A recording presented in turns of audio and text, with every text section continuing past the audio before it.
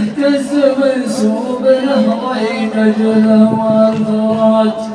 درى الرشيد وبلد يونس عليها السلام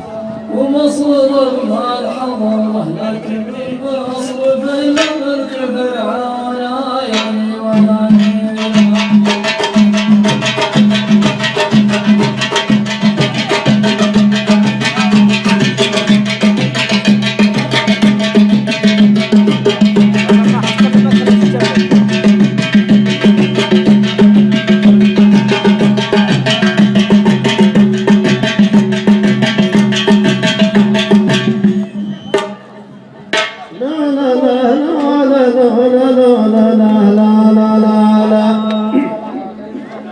لا عاد تسمع هروج الدجله والفرات